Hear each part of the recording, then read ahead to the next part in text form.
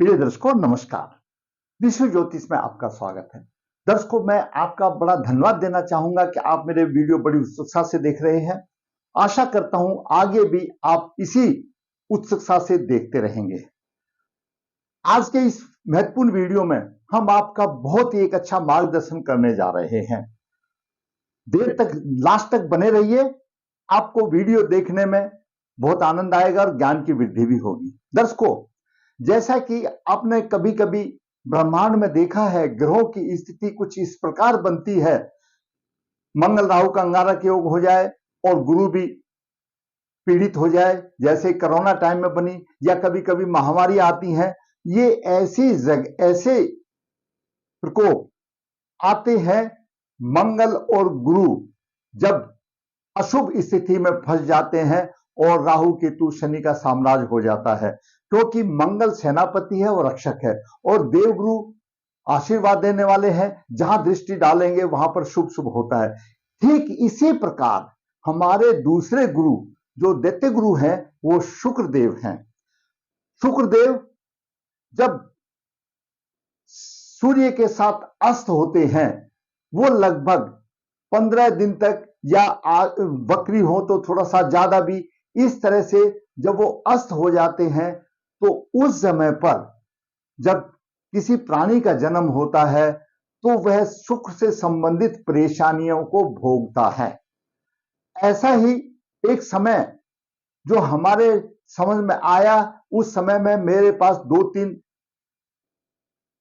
दर्शकों की कुंडली की आई, तो हमने देखा कि उस समय पर जो शुक्र की स्थिति थी वह अशुभ नहीं थी, और ऐसी स्थिति आती ही रहती है, कोई बड़ी बात नहीं है, क्योंकि शुक्र दाम्पत्य सुख का कारक है, भोग विलास का कारक है, भौतिक सुख देने वाला है। सुख लक्ष्मी है, सुख बेटी है, सुख स्त्री है, सुख माता।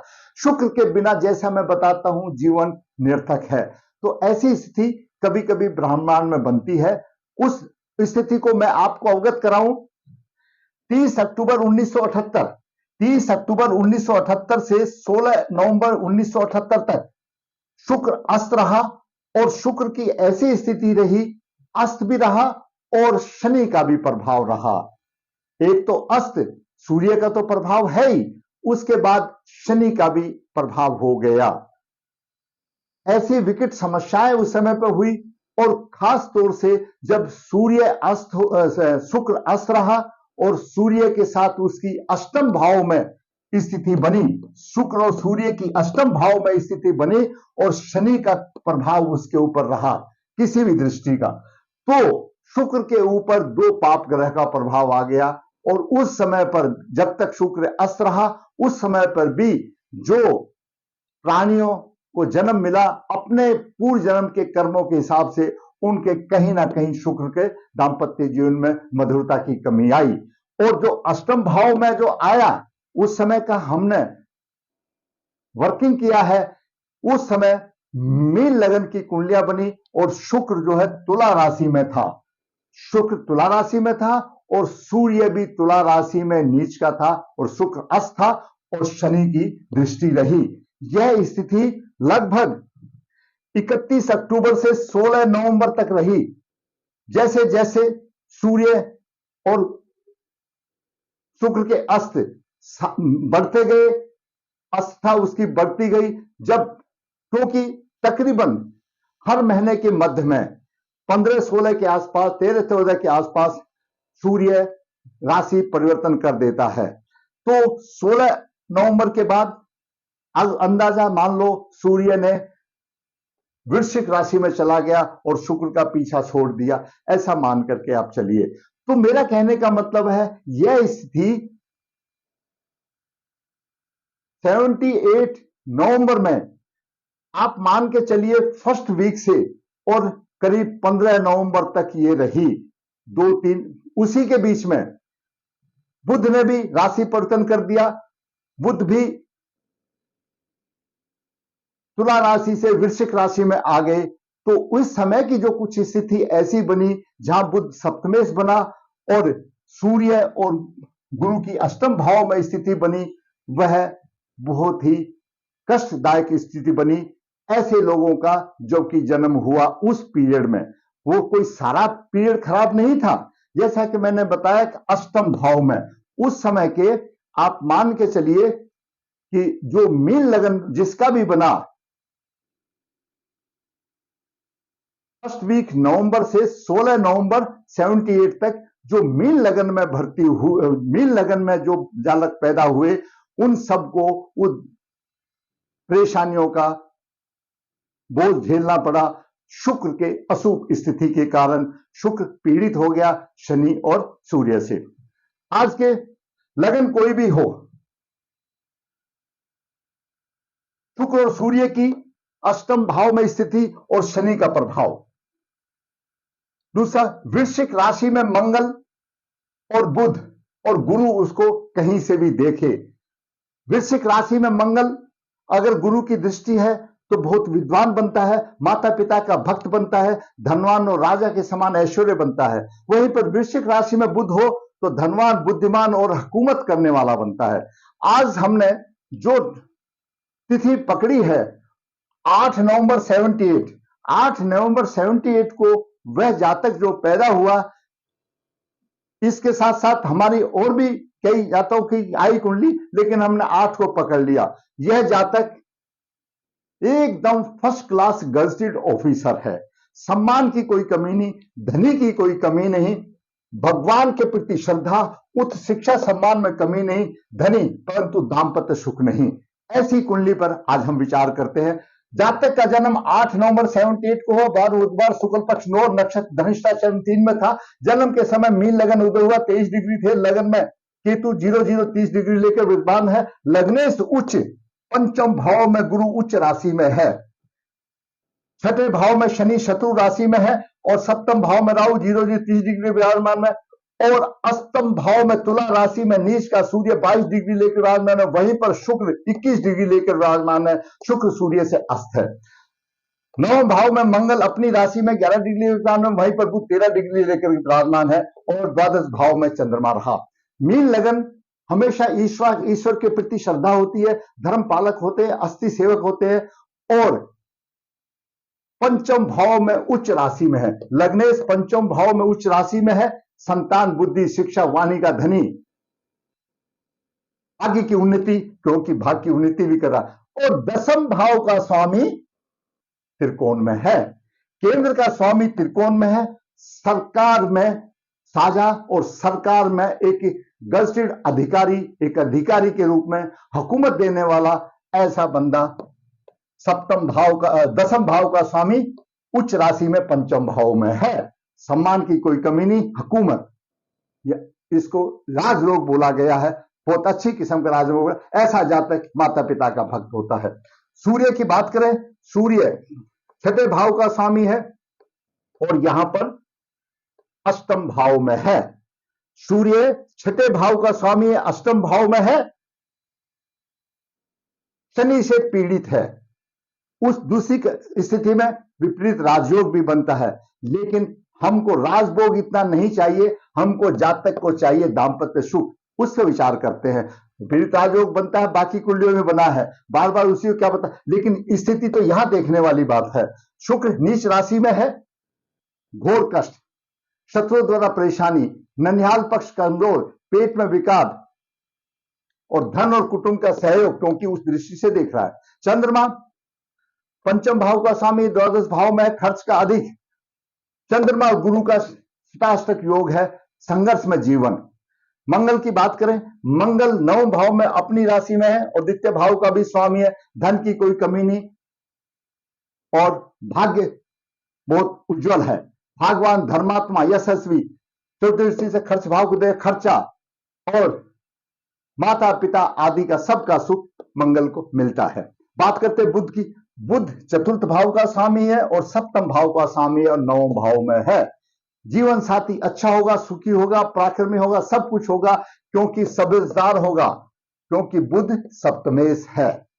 यहीं पर कुंडली की समझने वाली बात है कि जातक का बुध सप्तमेश है और गुरु की दृष्टि में है, उसका जीवन साथी बहुत अच्छा होगा। पहले थोड़ा प्रभाव देख लेते हैं, अच्छा क्या हुआ बाद में बताएंगे। बात करते हैं शुक्र की।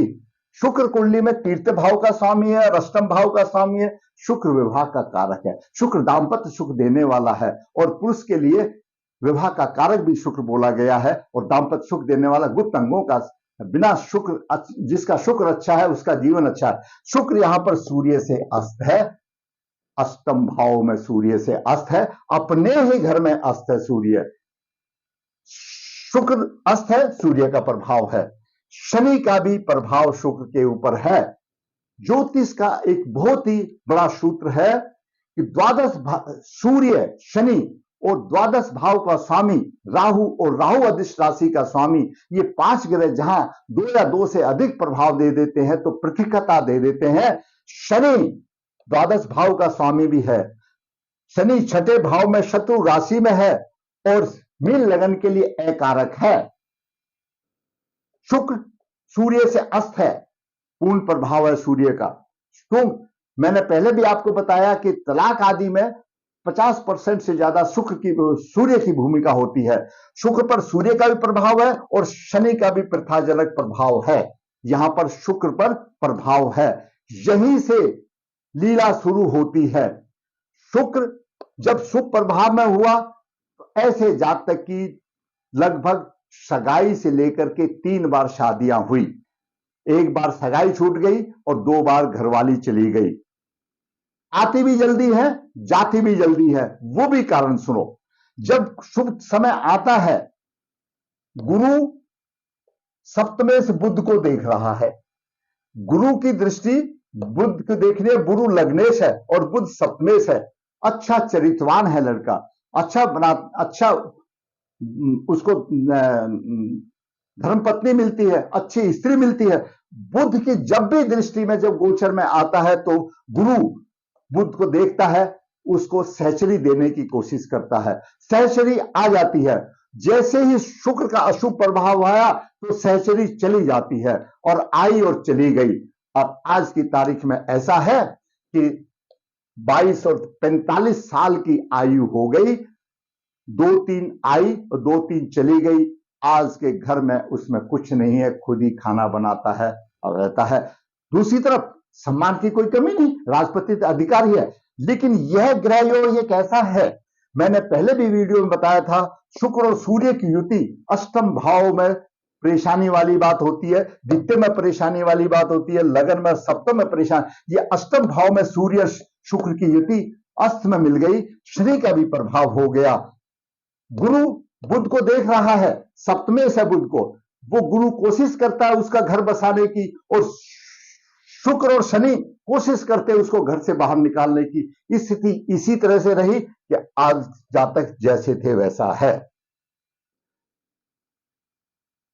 मैंने आपका पूर्ण वर्णन सही उस समय का बताया। अक्टूबर 78 में 16 नवंबर तक शुक्र के ऊपर सूर्य और शनि का प्रभाव था। लगभग 1178 के आसपास बुध वृश्चिक राशि में आ गया तो गुरु ने ये करना शुरू कर दिया और 8 नवंबर की जो कुंडली बनी तो बुध के 13 डिग्री है, गुरु के 15 डिग्री है। पूरा प्रभाव है, चरित्रहीन है। जातक का चरित्र बहुत अच्छा है लेकिन शुक्र प्रभावहीन है। शुक्र अपना प्रभाव ही नहीं दे रहा तो चरित्र की बात क्या करें। सप्तमेश अच्छा है, बुद्धिमान पत्नियां मिलती हैं लेकिन शुक्र की वजह से आती हैं चली जाती हैं और उसको अपना सुख नहीं मिल रहा, दाम्पत्य सुख नहीं मिल रहा। आज भी जैसे थे ऐसे है। राहु केतु लगन में है, केंद्र में है, शत्रु कालसर्प योग बनता है, अनंत नामक कालसर्प योग बनता है। संघर्ष में जीवन, वैवाहिक जीवन, कष्ट में आदि सब बनते हैं। वो तो बनते रहेंगे, चले जाएंगे 30 डिग्री पे, कोई बात नहीं। लेकिन इसका उपाय क्या करें। इसका शुक्र अस्त है, इसका उपाय क्या करें। शुक्र के ऊपर सूर्य का प्रभाव है, इसका उपाय क्या करें। शुक्र के ऊपर शनि का प्रभाव है, क्या करें। क्यों आया, पूर्व जन्म के कर्मों के आधार पर आया। कोई भी ग्रह की जो रचना बनती है भगवान ऐसे टाइम पर पैदा करते हैं, उसको कर्म फल देना है। उपाय की बात करेंगे। वृश्चिक में मंगल गुरु की दृष्टि विद्वान माता पिता का भक्त और धनवान राजा के समान बनाता है। वृश्चिक राशि में मंगल है और गुरु की पंचम दृष्टि है। बुध वृश्चिक राशि में है, धनवान, बुद्धिमान और हुकूमत करने वाला बनाता है। अष्टम भाव में शुक्र, सूर्य और शनि का प्रभाव। अष्टम भाव में शुक्र है, शनि और सूर्य का प्रभाव है। आई हुई घर की लक्ष्मी को भी वापस भेज देता है, प्रथाजनक दे देता है। जातक आज इस तरह से है जैसे पेड़ की शाखाएं काट ली जाती है, टूट खड़ा हो जाता है।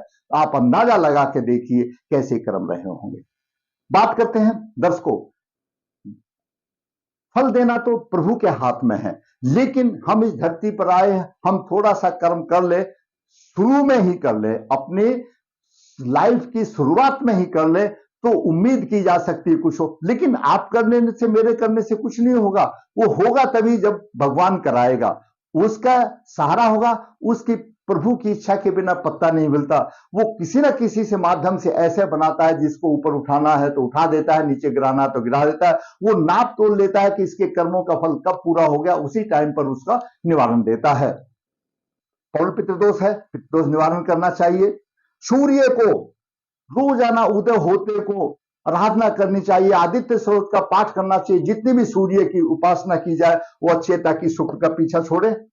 और शुक्र और शनि की जो प्रभाव जा रहा है, इसको उसकी शांति करानी चाहिए, काल दोष सब दोष निवारण कराना चाहिए। और ऐसी कुंडली का जब देखते हैं कि जीवन साथी आएगा चले जाएगा, विधिवत ऐसे का अगर स्त्री कन्या जातक है तो कुंभ विवाह, और पुरुष जातक है तो अर्क विवाह कर देना चाहिए। काल सर्प दोष, नारायण बलि आदि पितृदोष निकालने के बाद उसका कुंभ विवाह या अर्क विवाह कर देना चाहिए। और उसके बाद छोड़ दो प्रभु के ऊपर, कुछ ना कुछ सुधार निकालेगा। नहीं निकालेगा तो वो आपकी पूजाओं का ऋणी होगा। भगवान का कहना है कि तुम कुछ करो, और भगवान आपका कर्जदार नहीं रहना चाहता। जितनी श्रद्धा से आप याद करते हो वो उसके ऊपर बोझ बनता है। उसके एवरेज में वो आपको शुभ फल देने के लिए वो भी मजबूर है। आप भी जैसे अपना कर्म फल लेने के लिए मजबूर है, तो वो भी शुभ कर्म का फल देने के लिए वो भी मजबूर है। अवश्य देगा, सिर्फ जरूरत है आपकी श्रद्धा रखने की। दर्शकों, मैंने आज एक युवक जो नवंबर 78 में हुआ, उसकी कुंडली का विश्लेषण करके उसके घर में 3 बार लक्ष्मी आई, तीनों बार चली गई, और आज टूट पेड़ की तरह है। उसका मैंने मार्गदर्शन किया। क्या संभवताएं हो सकती है वो भी मैंने बताया। जो उसमें अच्छे योग है, जो राजपत्रित का अधिकारी, सम्मान है, तनख्वाह उसकी कोई गंदी कोठियों का मालिक है, लेकिन उस मालिक का क्या करे घर में जब घरवाली नहीं है।